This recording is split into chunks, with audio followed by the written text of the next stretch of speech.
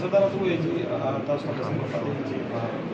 سوات کې د سیلاب هم راغلی چونکې ستاسو د پارټۍ مشران چې کوم اوس د مسجد یا بارین سوات کالام وزت نه کړ نو په دې راته لګاڼه وایي موجوده صورتحال باندې بسم الله الرحمن الرحیم واقعي چې مدین کالام کې بارین کې کافی نقصانات شوي دي دغه شانتې ډېرې طرف ته هم شوي دي هزارې کې هم شوي دي او زمونږ طرفه د پارټۍ طرفه زمونږ صدر صاحب شهباز رضا خان او فضل الله خان دي وفد هم تلو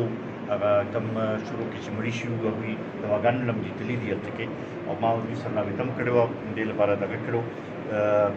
ډېر ملګرو سره ما دغه کړی وه هغوی ته ما دغه کړي چترال ته به هم هغوی ځي هلته به هم چکر به لګوي به خو بنیادي خبره دا ده چې دا خو د قدرتي آفت و ټیک ده دلته باندې هم راغې هزارې کې هم راغې کراچۍ کې هم راغې مونږ د هغې هم دغه کوشیره هلته کې دغه وشو په پنجاب کې هم نقصانات یې کړي دي خو هغه خلکو چې چا د مدینې ریاست د بنیاد ایښودلو دعوه کوله د هغوی نه دا تپوس کوو چې دا د کوم ځای مدینې ریاست دی چې د کراچۍ خو تپوس کېږي د هغې له خو 1100 اربه روپۍ پیکیج ورکړی کېږي او دلته کې زمونږ د هغه دغه باندې زخمونه باندې هغه مرهم ایښودلو لپاره هم څوک رانل چا تپوس ونه کړو نو دا د ریاست ذمهواري جوړېږي چې داسې افات راشي داسې دغه راشي چې هغوی راشي کم از کم هغه حوصلې لپاره هغه دغه لپاره چې دی یو خپل کردار ادا کړي او بیا پکار دی چې هغه مالداره ځایونه له چې دومره پیکیج ورکوي نو زموږ د غریبانو له چې دی د دې مشکلاتو ته مو ګوري او دې ته هم دغه وکړي خو ښکاري داسې چې د تحریک انصاف چې دی د هغوی هماغه غټو ښاریو ته او دغه ته صرف توجه ده او زموږ صوبه چې ده هغه هغه لحاظ سره اګنور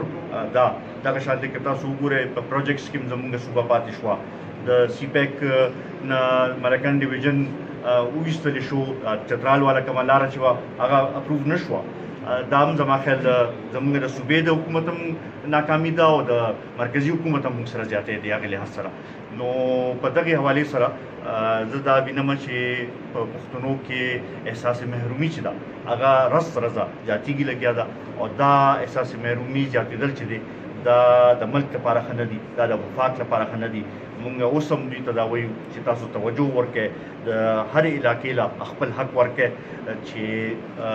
دا یو شانتې ترقي وشي یو شانتې دغه شي نو هله به دا مسایل حل کېږي او که نه وفاق چې کوم طریقې سره دوی چلوي دي که دې طریقې سره چلوي نو د هغې به